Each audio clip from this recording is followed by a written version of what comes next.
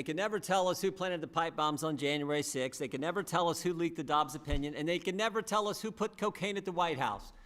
But they sure had time for a lot of other things. October 2nd, 2021, they set up a snitch line to report moms and dads who have the nerve to show up at a school board meeting and advocate for their son or daughter.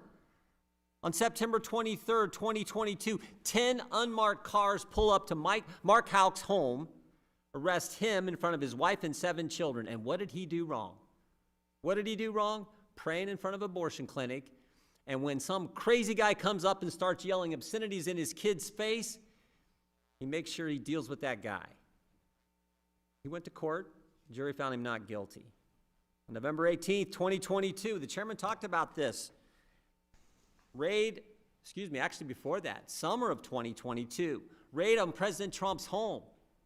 President Trump's attorney said, you can come. They were working with him. No, we got to do a raid. We had actually Mr. Stephen D'Antuono, head of the Washington field office, tell us how wrong that was, how they broke all kinds of protocol. 2 months later, Mr. Garland appoints Jack Smith as special prosecutor. And as the chairman pointed out in his opening statement, the lead prosecutor, Jay Bratt, used the promise of a judgeship to try to pressure one of the defendant's lawyers. You're not allowed to do that. We're going to talk to Mr. Bratt at some point in this committee. We'll have him in for a deposition. January 23rd, 2023, FBI Richmond field office issues a memorandum where it says, if you're a pro-life Catholic, you might be a domestic violent extremist. Can't tell us who put cocaine at the White House, but you can call Catholics extremists.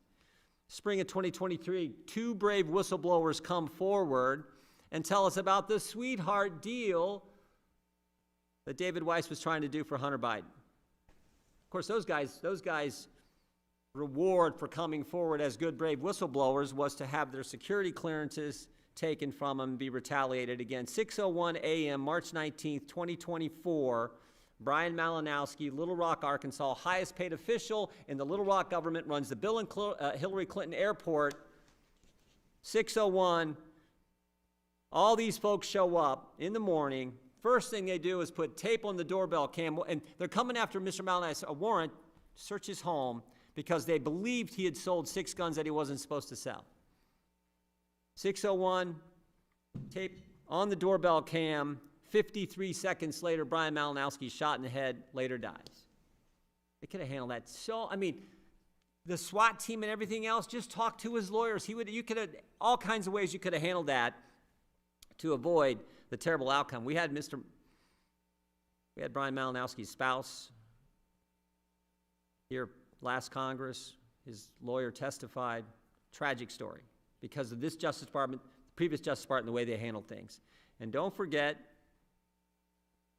December 12, 2024, when the Inspector General told us about the 26 confidential human sources who were there on January 6, 2021. 17 went in restricted space, which they were not authorized to do. 4 went in the Capitol, which they were not authorized to do. None of them were charged. 2 of the 4 who went in the Capitol were asked to be there by the FBI.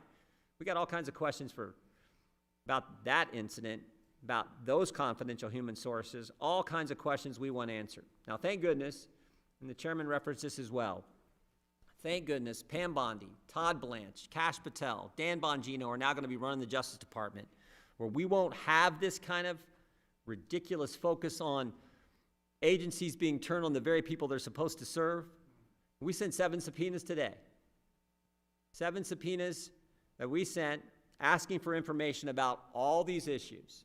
We want everything you got so the American people have answers. Maybe it's not as bad as I think, but one thing I've learned in my time in Congress with these investigations, every single time, the only thing we get wrong is it's always worse than we thought. It is always worse than we thought. So maybe I'll be proven wrong this time, but we're going to get that information. I think the date's March 7th. They're supposed to have this information back to us. So I want to thank the chairman and the good work I know he's going to do this Congress, the great work he's done on our committee for having this hearing, taking a look back at what we saw from this ridiculous previous Justice Department and the good work I think we're going to see from the folks who are now running that critical department and agency. With that, I yield.